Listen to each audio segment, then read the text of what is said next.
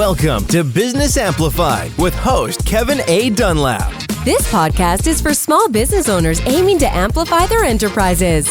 Explore strategies to play a bigger game by becoming an author, public speaker, podcast host, or expanding your brand in other ways. Elevate your business on Business Amplified. Well, hello, everybody. This is Kevin Dunlap with Business Amplified. And today we're going to have another exciting guest on our show today. This is a gentleman that comes all the way from Texas in the United States. His name is Richard Garner, and I want to go and welcome him to the show. So, Richard, welcome to the show. Thank you very much for having me. Well, Richard, so tell us a little bit about yourself. Who are you? What is it that you do? And why is it that you do it? I am a personal trainer in the Dallas-Fort Worth area. What I do is, obviously most people know what a personal trainer does. What I do differently is that I'm online. I work, I have, my gym is now my home. I'm a previous gym owner, but during COVID, like a lot of people, we had to modify a little bit when things got locked down. And what I discovered was there were a lot of people that don't like working from home, don't like going to the gym, or can't go to the gym for whatever reason. There were times when they couldn't. And so I needed to provide an option for my clients at the time. And I actually had been thinking about doing some kind of a remote workout before, but back in the days when all we really had was Skype, it didn't seem very feasible to do that. And a lot of people weren't comfortable or familiar with the whole idea of doing something like this. But with when we had things locked down, Zoom would become a household word and a tool. So very easy for people to get online and do that. So it was quick. I didn't lose any clients going over to Zoom. And then when it came time to open the gym back up again, at least half of my clients were like, I think I'm just going to keep on doing this, including my wife. She was, quit coming to the gym with me and started working out from home.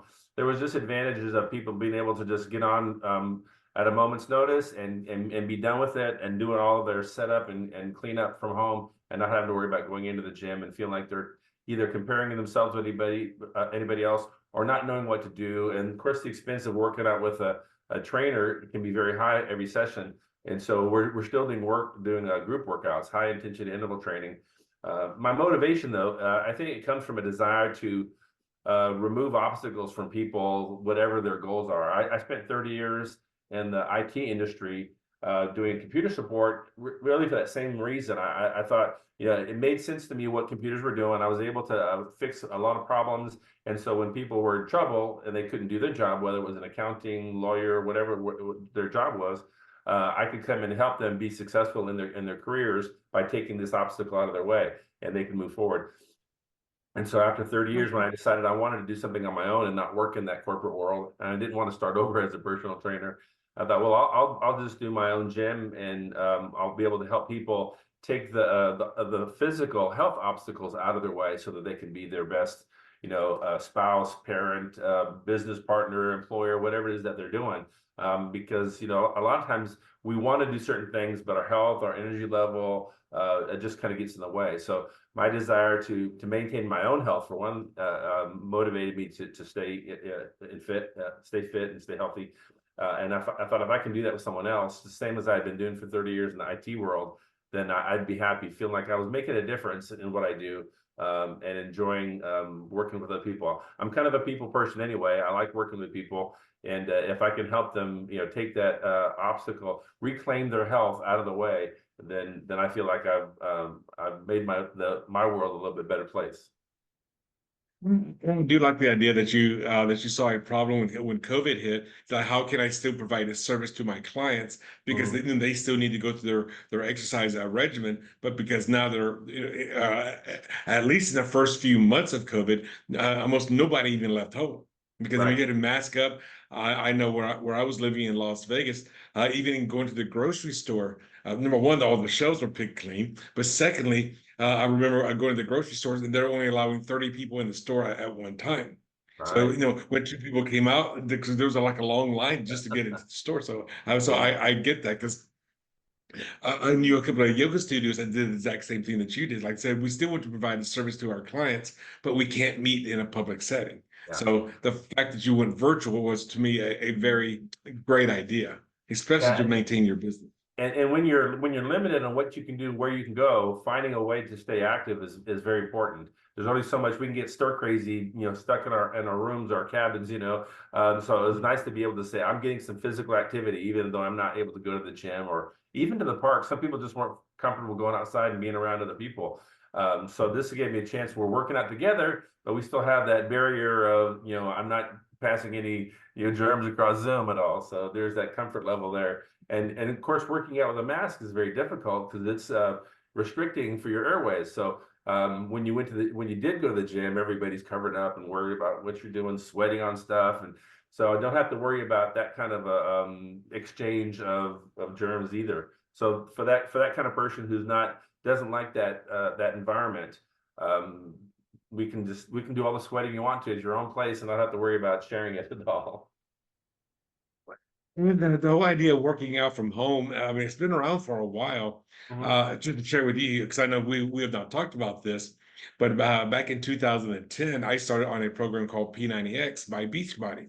Yeah. And I ended up, that's an at-home workout. It's not virtual training. It was on DVDs.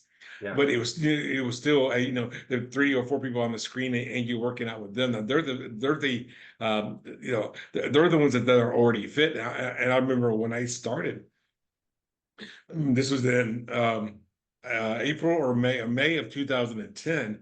And I ended up from that May of 2010, in that 90 days, I ended up going from 240 pounds down to 180 pounds. I lost 60 pounds in 3 months. Wow.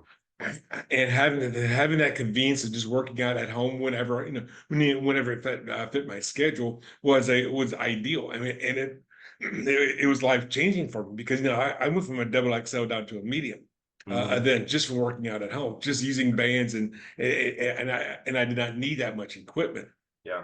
So if you're going to the gym, in my opinion, you're spending all that time on the road. You're in that group of other people. Then you've got the public showers and driving back home. That can be that can be an inconvenience. So a great idea of doing something like that. Yeah, I did the same thing. In fact, I worked out with Tony Horton before P90X was Power 90. So they had it was like this was on VCR before they did DVDs even. So probably back in the 90s even. But a big part of what he did was not just the exercise, because the exercise really is what we do to strengthen our body, to build up our muscles and bones. But he also included that workbook for your nutrition. Now I don't know how closely I worked with it, but if we don't change our nutrition, then all of our health is based on just that exercise, that physical activity. That's going to wax and wane as our time allows us to work out. So what I try to do now with people is to not just worry about healthy movement, but also worry about their healthy nutrition, hydration, sleep, their mindset, and their environment. Kind of those 6 pillars of health, trying to make sure we're incorporating all of those so that if any one of those is not at 100%, the others are still there in place. And it doesn't require all that so much effort in one area either. Because if all you're doing is working out, you're going to be working out a lot. Really, most people get 300 to 400 calories burnt off during a good workout in a day, which is not a lot when you consider that could be one sandwich that they ate that day.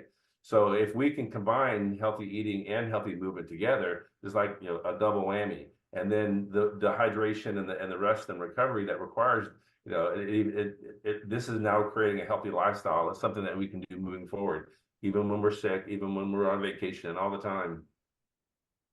So what makes you decide to go from being in the IT world to doing something completely different? Because a lot of people, when they think of people in the IT, they think it's people drinking their soft drinks while eating a bag of chips while going away on a laptop or on a computer. So how did you make that transition from the IT world to the fitness world?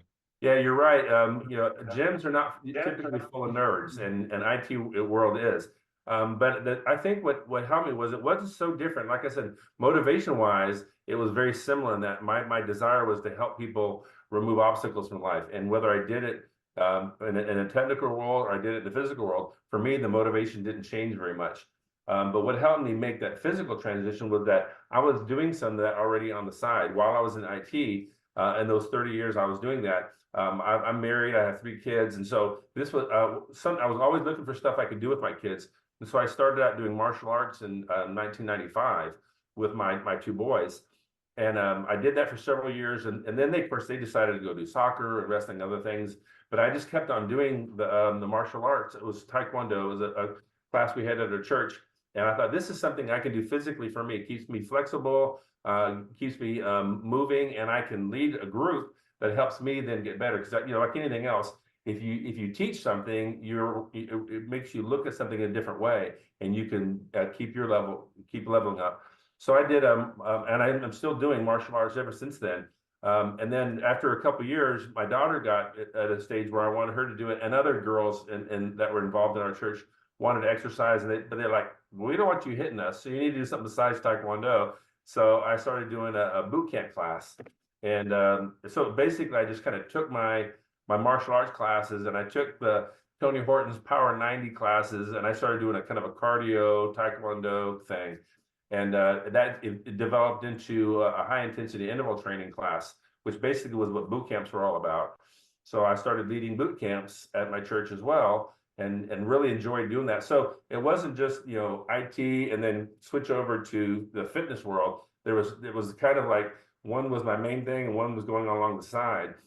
And after the funny thing about my IT was what really motivated me there, or really excited me about that world, was that every 15 to 18 months, technology changes. It's probably faster now, but at the time, new software was coming out. Windows had come out, Windows 2, Windows 3, Windows 4, 2000, so on. So every 18 months, there's something new. And so I was always learning new things and keeping it fresh, and was really excited about it. But after 30 years, every 18 months, I got to learn something new. It had completely switched on me. And I got where as soon as I felt like I was really an expert at something new would come out. I was teaching classes at SMU for a while on Windows 2000, Windows 2002, and so on. And so I would get certified on something, and then they would change it, and that certification would be wasted. I'd have to start over again. So I realized this is not something I was going to be able to do or wanted to do forever moving forward. And so and the larger the company I worked for, the more I end up being involved with a lot of what happens in the corporate world, mergers, takeovers and stuff. I worked for several companies that were bought up by other companies, and just like any other job or role, when there's duplication, someone's got to go. And so the last company I worked for, NCR here in Dallas, they had just finished building their new facility in Atlanta, and they were consolidating people there, and I didn't really want to move out there. So I decided, well, it's either go find another IT job or take this opportunity to do something that I really enjoy, my passion, which was fitness, and make that my career. So that's when I decided. It was, of course, I think that was probably about 2018, right before COVID. And I decided I was either gonna open my own dojo, or open my own computer support place, or open up a gym. And so I decided at that time, I've got a space here that's in my area that had been, fitness related. I think it was like a Snap Fitness for a while, one of those places you kind of badge in, go do your own thing and leave, unmanned, just access to a facility. And before that, it was, I think they called it Play It Again Sports, sports memorabilia stuff. So I'd already had in my community kind of a sports-minded place, but it was available for me to rent. So I rented that out, and it was going for about a year, building up my clientele. And then COVID came, and we had to close it and started going back down again. So that's really kind of how I got into committing full-time into the fitness world, and how eventually became doing online stuff, which I wouldn't have probably done on my own. I know that, like I said, that the concept was there. People have worked out forever, whether it was Tony Horton or Richard Simmons before him, or Jack LaLanne back in the 50s. Doing exercises remotely is not an unusual thing. The difference, though, is I try to still be that personal trainer with my clients. I'm not just doing recording, say, hey, do my recording, and on your own pace, and whenever you want to do it. I still have scheduled workouts, so there's that accountability there. One of the things that people complain about the gym was I can go whenever I want to, and as we know, anytime means no time. It's like if you don't have an appointment to do something, you can always push it off to another day. So people were getting used to not working out, just driving by the gym, thinking I'm going to be there another time. So I've got these 5:30 a.m., 9 a.m., 5:30 p.m. workouts that I've scheduled with people. And if they miss it, Yeah, I do have the recording. I record all my sessions like you do, and they're available if somebody wants to go on there. But if we work out during that scheduled time, I'm available to say, all right, here's our workout today. I know you get that shoulder issue. Let's modify this and do something a little bit different for you. And but I'm providing that encouragement instead of just having that talking head on the video saying, you can do this, you've got this. I'm saying, hey, that's a great movement there. I love your range of motion. Change your position on your foot, do a little bit of correction there. The thing that a personal trainer can do with you, and then follow it up, throughout the week with, whether it's text messages or calling them or some other kind of accountability. I try to every couple of months do some kind of a challenge. So whether it's an ab challenge or a push-up challenge or some specific body part, that we're working on, so that we're progressing throughout the month to try to increase our rep count or our time personal best, and then have a little drawing or something at the end to make it more personal and engaging than just a recorded workout. Well, and I like the fact that you're talking about that you make the workouts more personal, because like you said, on the videos, they're going to be more generic. Yeah. Because they're going to say, they'll be pumping you up and stuff. And they'll say, and this person's doing the modified version. Well, even the person doing the modified or whatever, they may not be doing it correctly. By you being there live, you can say, okay, hey, Kevin, I know you got this going on.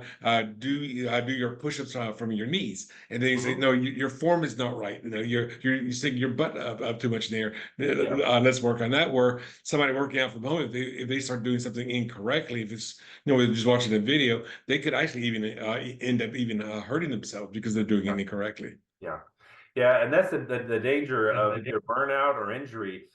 Keeps people from pursuing their physical goals, because we see a lot of people doing these amazing tasks, whether we watch videos or watch sports and stuff. What we don't realize is the amount of pain and injury that occurs along the way, and recovery time. Even with professional athletes, they'll have an injury that they're going to be out for several months. I read recently that Jerry Rice, who's probably known as the greatest receiver of all time, he has one of the records for the quickest recovery from an ACL injury. Where some people, that's a career-ending injury. Most of them are going to be several months out. He was able to come back quicker than most, but he went through some seriously painful physical training, physical therapy to get back in shape again. And not everybody has that same mentality to do that, to put their body through that kind of work to get where they want to be. So they end up saying, well, I'm injured, I'm out for a while, and then all your work is just gone.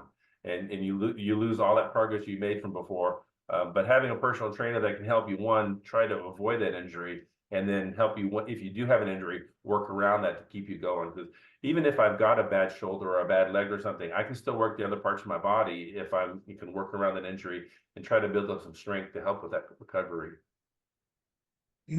For those people who are already working a day job, maybe they have a hobby, or maybe they have a passion, but they're not making much money from it, or maybe they're not making any money from it. How did was your process going from the IT world to the physical, to opening up your gym? Was that a very gradual process, or is that kind of like something that happened in just a few weeks or a few months? Yeah, there's a whole lot of theories about what's the best way to do that. And, in the gym world, there definitely are chains.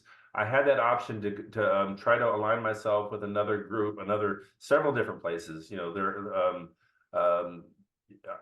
Orange Theory, Fit Body Boot Camp. There are a lot of chains that are out there that I could have just said, hey, I want to go that route. Here's my $50,000 or whatever, franchise fees that a lot of places will do, and then try to do what they're doing. And I didn't necessarily want to fit into anybody else's mold. So I ended up doing it my way, which is definitely the longer process. Because like a lot of business owners, what I wanted to do was make cupcakes, or I wanted to sell widgets or whatever. And I was really good at personal training, but I didn't know a whole lot about running a business. So there's definitely an educational process. What does it take to rent some space, and to get the insurance, and to hire employees, and to make sure you're fulfilling all the requirements that your city wants for you to have this business. So it was a long process. In fact, I had that gym. I was fortunate enough to only sign a 3-year lease. Most place, most commercial real estate is 5 or 10-year leases. But and I didn't know.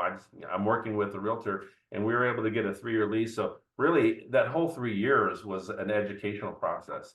I don't know that I would ever call that gym as a successful business in itself, but it was a launching pad, and it gave me 3 years of working in that environment that I could then turn into an online business that I didn't. And now, of course, I'm a one-man show. I'm not hiring anybody at all, and I don't have the overhead of renting a space either. But I did get to experience that, and I have that understanding a little bit more that I would have had if I hadn't done that. It's kind of like when my kids went to college. I wanted them all to experience at least 1 year of dorm life. There's something about being away at college and having to learn not just the subjects that you're studying, but the social skills of dealing with people. That can be even more valuable in the business world. Is how are you going to be able to get along with people? And there's something about being, having that dorm experience that I wanted them to have. So now I've had that same running my own business, brick and mortar type business experience that I can use as I move forward with other business ventures of my own. And that's so true, because when you're running a virtual business versus a brick and mortar, there are so many things you don't think about. Even like, say, when your kids go to college, there are so many things that they don't think about. They think about maybe their cell phone bill, their car payment, their insurance, but they don't think about the little things like toilet paper. They don't think about all these other incidentals, which do add up. And that's just part of life right there. If they, unless they learn those things, or like you going the brick and mortar route, realizing that, there's, you got your triple net leases, you got your utilities, you've got payroll, you've got insurance, you've got to pay, all these other things that are all factored in. While running a virtual business, a lot of that is taken away. But now you have other challenges and issues that you've got to overcome, like getting your name out there. How does somebody driving by that Orange Theory or whatever business it is, that becomes like in their mind. But now that you're in the virtual space, like, well, how do you attract those clients to you, and have them not only that, but have them think about working out from home is a preferable way of doing a workout versus going to an actual gym per se. Yeah. And it's different. You're right. It's different, a different way of thinking for most people when they think about their health. They think, I'm just going to join a gym. And it's so easy to do. $10 a month. All I got to do is sign up, but does it get you what you want? And that's kind of where it's incumbent to me to go out and help people, educate people on the value of doing something a little different like this. But boy, what an appreciation I have for the companies that I've worked for all they had to do to make it where I could just come to work, sit at my desk, and do something. There's a whole lot of structure that had to be built around that, and I'm sure it took many people many years starting from scratch. Because like a lot of companies, a lot of IT companies, they started out in someone's garage. They had a great idea, they did something on their own, and then they get investors and build. And it takes 10, 20, 50 years sometimes to build these businesses up. And here I am opening up my own gym, and I fully expected day one to be profitable. Like, people are going to be banging down the door to come work out with me, because I felt like what I did was going to be so unique and so helpful to them. But it doesn't matter how good you are if they don't know about you. And marketing plays such a big key to that. Getting the word out, getting people to see what you're doing, and kind of picture themselves doing that same thing. Say, yes, this could work for me, and I think it would be worthwhile. Here, take my money and work out with me. So that's kind of where I am now, trying to find my brand, I guess I would say, and make people realize that this is a good option for them to get to their goals, their health and wellness goals. Okay. Well, I've got a friend of mine. She's in marketing as well, and at a previous a company that she worked for, when they were experiencing some I guess they were hemorrhaging on their, they weren't bringing the income that they were and wanted to bring in. And the first thing that they did was cut back on their marketing. Like, that is the last thing that you need to be doing, is because that's how you make your income. Yeah. So for those out there, I would say, if you're looking to try and grow your business, one of your first areas that you need to be looking at is investing in your market. Mm-hmm. I mean, would you agree with that, Richard? Oh yeah, it's just basically it's a funnel. What I do is at the end of the funnel, but if you cut off that flow into the funnel, then nothing's going to be there. It's like turning off the spigot all right, we're saving money, but we're not getting any flow anymore. So yeah, there is no business if there's not a salesman, if there's not a marketing person out there to convince other people that this is what you need to do. And I know that sales and marketing sometimes has a kind of a bad image because they are very outgoing people and they're trying to convince you of something that you may or may not need. But at the same time, all of us are doing that. If you're married, you're a salesperson and you're trying to convince this person who you're going to live your life with, where we're going to eat, what are we going to do, where are we going to live, that kind of stuff. That's all sales. If you have kids, we're constantly trying to convince our kids to do something else. That's sales. Everything we do in life is convincing. Right now, I'm trying to sell people on the idea of working out in the world that I do.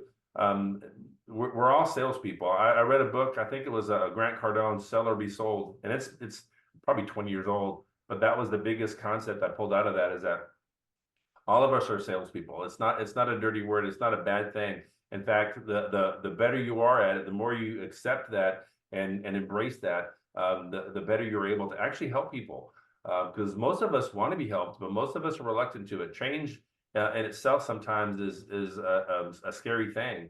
And so we're constantly putting our guard up and trying to keep anything from happening. But especially as a personal trainer, I've realized that without challenging ourselves physically and having that pain of recovery, our bodies don't change. And if they don't change, stagnation occurs, and that's not good for anything, whether it's our career or whether it's our health, whether it's our relationships. Stagnation leads to death. And so we need to change, and we need to challenge ourselves. And it gets kind of scary. And having some mentor with you, whether it's a business world or athletic world, a coach, makes it a little bit less scary. So, I'm the Sherpa trying to help people, climb up that mountain. I've been there, and I can show you what worked for me. If it doesn't work for you, well, let's tweak it a little bit to make it work for you. But at least you know that it's possible to get to the top of that mountain because someone else has done it before you. Well, that is so well said about the Sherpa. Is that yes? If you're going to be climbing Mount Everest, that Sherpa's that person's probably already climbed the mountain 20 times already. So Yeah. I mean, and they're probably carrying half of your pack, and they're the ones that climbed the mountain to put up the ropes that you can climb. So you Yeah. should be listening to those people that have already been there done that. Yeah. And that's the beauty of it all. Yeah. And when we see professional athletes, we see what they do and they make it look so effortless, and we forget about the years and years and years of training it took to get to that point. And the same thing with a musician. I think I love music, but I've never been able to be dedicated enough to spend the time to learn to play an instrument. I've taken lessons before, but like, oh, that hurt my fingers to press that guitar lesson or that guitar string. And I didn't want to get beyond that point to build up the calluses and build that muscle strength to play something, but I love music. So I'm just amazed when I see somebody do really well, and I try to appreciate the fact that it took a long time to get to that point, and I know it was a lot of repetition, a lot of boring time doing the same thing over and over and over again until it became an effortless thing that they could do really well. I have a friend. He's now living in the Philippines, but back in Vegas, he had his own martial arts studio, and he mainly dealt with kids that are under high school or younger. And when they were competing, often his studio or his dojo would be the one that won. And the thing that he did that made him different was, I'm only going to teach you the basics. We're not going to do any of this fancy stuff, because the people who are trying to learn the fancy stuff don't really understand the basics all that well. And because that when they competed, these other ones are showboating, their roundhouse kicks and stuff like that, while the guy that's doing the basics constantly won because they knew the basics. And and the basics are boring. They're going to be so boring. But the thing is, by you mastering the basics is one of the, in my opinion, one of the ways that you're going to succeed. Yeah. Yeah. I know that's a famous quote of Vince Lombardi, who talked about every year he started a new season with the Green Bay Packers with, this is a football, we're going back to the basics. Never take for granted what we're built on. We're basically a foundational society. If you don't have a strong foundation, anything you build on top is just going to collapse. So we keep building that strength from up, and then we can get taller and taller. Everything we do was someone else taught us. the martial arts, I had an instructor, and at some point he was a new guy and he had an instructor, and everybody's going to be building on top of that. And what I like best though about teaching, and you mentioned how most of his were kids, it definitely is that way. 80-20 typically is, you know, the amount of kids compared to adults. But I try to make everything I do family friendly, because that's why I started with my kids. I want people to come in and feel like they can work out with their kids. But it's about 80% of them are students. But my biggest focus for them is I'm building confidence in them. It's not as much what kind of kick they can do, what kind of punch they can do, what kind of, you know, speed or accuracy they've got, but teaching them to have confidence in their own bodies. And again, that's another one of those obstacles. If they can have that, everything else they do in life is going to be easier, because that way they're not pulling themselves back. When we work out, we stretch because our muscles are constantly protecting themselves, they're contracting, and then it's hard for us to move when we're tight. And the same thing with our minds. You know, if I believe I can do more, I'm stretching my brain with that confidence. I'm more willing to step out of my comfort zone and challenge myself to do new things, and make people feel like you don't have to be stuck in the same world, physically or mentally, psychologically. You know, stretch yourself a little bit. Expect it to hurt a little bit at first, but just, you know, we're doing it a gradual thing. We're not trying to, again, break ourselves or burn ourselves out. We're slowly taking that rubber band or that balloon. I use that as an example. You try blowing up a balloon, it just hurts your jaw because it's so tight. So you stretch it out a little bit, blow it up, and then stretch it out, blow it up. The more you exercise your brain, your body, the more you can challenge it to do more and more and more, and then give it that time to recover, because that's where our strength comes from, not from doing the exercise. Exercise just breaks us down. But if we give ourselves the rest, the protein in our body, the hydration, and then it comes back stronger, and then we can stretch it further and then recover and stretch and recover. That's kind of that's my philosophy for life is challenge yourself to grow, and then give yourself the time to recover from that. Okay. Now, for those people who are on the fence about starting following their own passion, starting their own business, what kind of advice would you give them? Well, just the same advice I got before, and of course I didn't heed it, or I didn't really understand it completely. Is to give yourself time. They say most businesses fail within the first 3 to 5 years, and I don't think that because they're necessarily bad businesses. It's because people underestimate the amount of time it takes to learn all the different things you need to make a business grow. Obviously, working with a franchise or a mentor is going to mitigate some of that and shorten that time, but it's also very expensive. So it's if you've got the funds, you can kind of take some shortcuts, but there's no shortcut to experience. You have to just kind of learn a lot of that stuff. So give yourself time, give yourself a break, and not realize, just like I thought I was going to be successful out the box, and realizing things are always going to work out the way you want to, and see that as a good thing. So I've developed that desire in my world to see obstacles and failures, because I've learned that those obstacles and failures are growth and education and learning opportunities. So without them, I'm not going to get any better. So I encourage people to give themselves time and look for the opportunities to grow. And then, of course, obviously, just never quit. Don't give up. If you believe what you're doing is the right thing to do, then just keep on doing it until you're successful with it. Oh, that's very well said. Because one of the I think the very first show that we recorded for Business Amplified was a IT guy as well that decided he wanted to do his own business, but he bought into a franchise, and it's because the franchise already has a record or learning curve that's already been established. And in his particular business, from an IT guy to owning a t-shirt print shop, but he's completely outside of what you would think. Even like yourself, IT guy becomes a personal trainer. Like those two things you don't normally equate with each other. But the thing is, you can go the franchise route, you can go your own route, But the thing is, make sure that you do have some kind of coaching, do have some kind of mentorship, because this is a process that you're going to be learning a lot from. And by having a mentorship of some sort, which definitely it could be a little bit expensive on the front end, but it's going to cut the learning curve down significantly. Yeah. And I say that to a lot of my clients. I feel like, well, what can you give me that I can't do on my own? the biggest part of it is going to be on your own. When you work with a coach or a mentor, they're not going to do the work for you. All they're going to try to do is provide you that structure, that template to work within, and encourage you to do it. But you have to do it on your own. I'm not going to be there to slap food out of your mouth. You know, I can't do push-ups for you. I can't do the work. But as a mentor, I can provide you a structure. I know if you do this, this, and this, then you will succeed, right? Repetition over time produces results. So I provide the structure and provide the encouragement to keep you going. And then as you get to one level, there's always something else. In fact, that was something one of my mentors told me, was that you never get beyond problems. You just reach new problems. Always anticipate, as soon as you get through with a problem, know that there's going to be another problem there that you didn't know about. The area that I live in, I live in a city called Bedford, and we're part of a community called Hearst Euless Bedford, or HEB for short. So HEB community has a Chamber of Commerce that I'm a member of.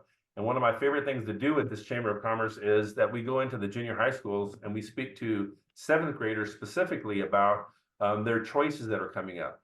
Here in 8th grade is where they make their selections for their high school classes. So, and those high school choices often dictate what they're going to do in college, which dictates their career and so on. So we think if we could talk to them at 7th grade and give them the idea about you have the ability to start making choices in your life that you haven't really had a whole lot coming up to that point. Really, up to here, you've been told where you're going to go to school, where you're going to live, what you're going to eat, what clothes you're going to wear. Very, very few choices. But your choices for your career don't have to be like, the next 50 years, you're going to sit behind a desk and be bored. It could be, well, what do you enjoy doing? I talk to these students, do you like to play with Legos? Well, maybe engineering or architecture is what you want to do. Do you like drawing? That's kind of where I started when I was in school. I think it was aptitude tests. It was all about graphic design. So I thought I was going to be some, graphic design person, making logos or drawing kind of stuff for people. And I ended up getting a job. I was living in Houston at the time as doing digital maps, working for the gas company, doing drafting on the computer. And that opened up a door to the world of electronics. I didn't know anything about computers at the time. I was just drawing away on this computer. And in the back, they had the tapes and the bells and the whistles and the lights, and I thought that's pretty fascinating. So I went to look and see what was going on back there, and that opened up that door. So when I talk to these 7th graders, I tell them, what you're going to do, and at least half of the people in this room, what you're going to do is a job that doesn't even exist yet, using a technology that hasn't been invented yet, to solve problems that don't even exist yet. So we need to always be prepared for something new. Because if you talk to your parents, what they were doing when they were in 7th grade had nothing to do with the internet, had nothing to do with Wi-Fi, had nothing. Cell phones, cell phones have been around since 73 or something. But what we take for granted to carry around in our pocket, when your parents were your age, they didn't have that access. So just imagine how different things are going to be as they get into that age of working into the workforce. So the same for us, for our careers. We have to be open to opportunities that we may not be aware of in the current situation. That friend of yours that opened up a t-shirt shop probably never anticipated that being there. But when you move forward into the business world, new opportunities present themselves. So it could be something completely different. But we need to be willing to take that step forward, even if there's no guarantee of success, because there isn't. Nobody has that guarantee. The only guarantee of failure, though, is not taking that step. We can guarantee failure by not trying, but we can't guarantee success unless we take a step forward. But as long as we're open up to opportunities, there's plenty out there for us to do. Well, and that is very well said, because you're talking about, I think back when I was in 7th grade or 8th grade, I had no idea, what I wanted to do. If anything else, I wanted to become an astronomer. And then, because life does happen to us all, and a lot of things that we'll go down a whole bunch of different paths that we'd never even fathomed, maybe even 1 or 2 years prior. At the time of this recording, about, let's call it a year ago at this time, I was just being introduced to the world of AI. And now AI is part of my everyday life. And I can only think about, what's going to happen in 2 years from now, in 3 years from now, in 5 years from now. And the people that are graduating high school, and all the millennials and Gen Zs, or whatever you want to call them, The challenges that they're going to be having is going to be so much different than us. I mean, I could imagine right now, 10 years from now, we're talking about having this problem because we only have one robot that's working in our house. I mean, we have no idea what the future holds. Yeah, really, even back as far back as the 50s, the idea of flying cars has been out there, the Jetsons, the whole idea. But there's never really been a concept that would work. And we're getting close to that with drones. That technology of being able to use something like a drone to lift and to doing personal vehicles along those lines is definitely a possibility. So I know it's been around for a long time, but I think within the next generation, we'll probably see personal transportation, in another level, literally, flying. The cars like in Back to the Future, or let's go to one of my favorite movies, The Fifth Element. That's Yeah. going to become that's going to be commonplace. Yeah, it's exciting to think about that. And then what does that open up? When we go from being a single level, society to being multi-level, people still being on the ground, still being in the air, and what that provides to us, technology-wise, transportation-wise. It's always fun to work with, like I said, the next generation, talking to the kids about what the possibility is, because then it goes back to my personal desire is, am I giving something back to my community? Physical ability with Taekwondo, or their future with challenging them to make good choices, or whether I'm helping an older person. And I typically work, as far as remote training, it's going to be the 40, 50, 60-year-old. It's going to be the older adult, because they're the ones that are least comfortable going into the gym, that are full of these fit, gorgeous 20, 30, 40-year-old younger bodies. So I'm at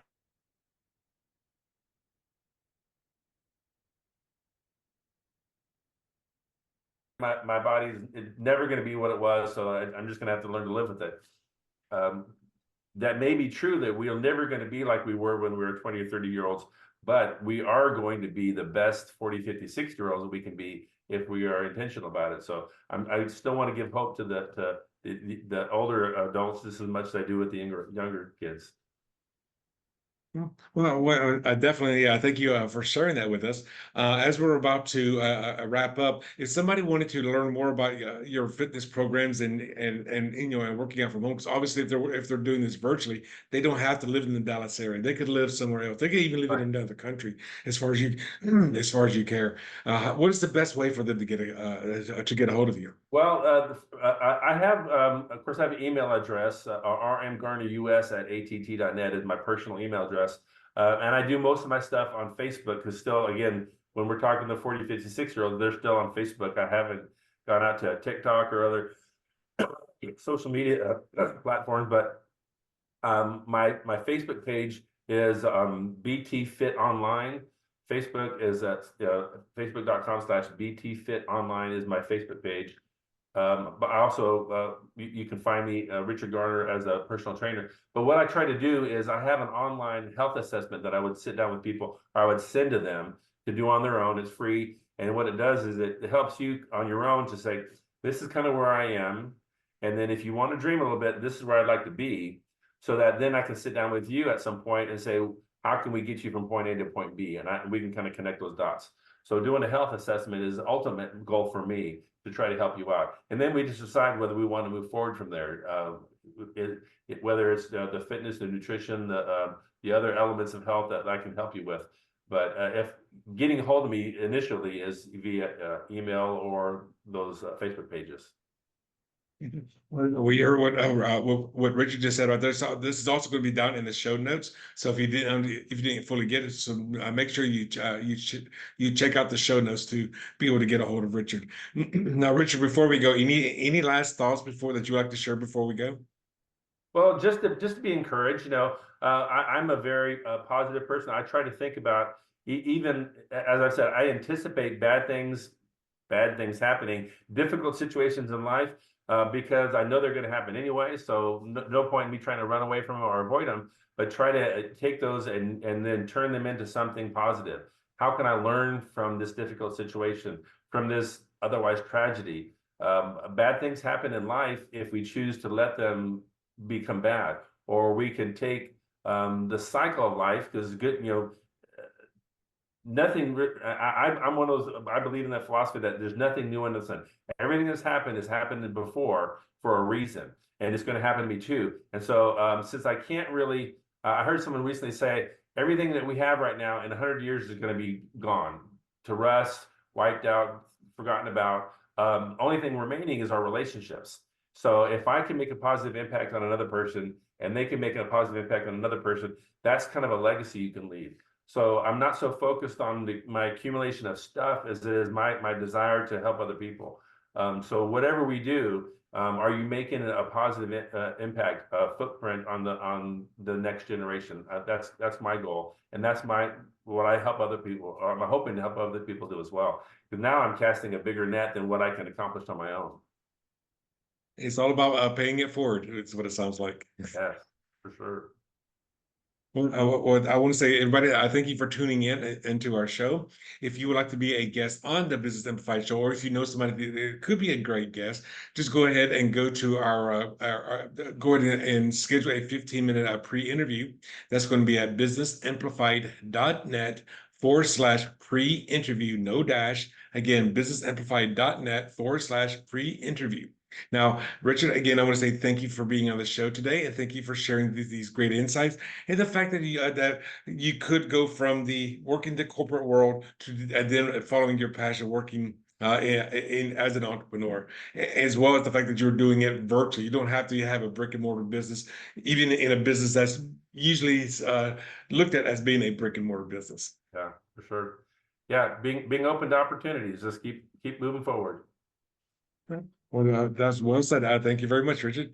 And guys, I want to say again, thank you for joining us today. And until next time, be amazing. Thank you. Bye.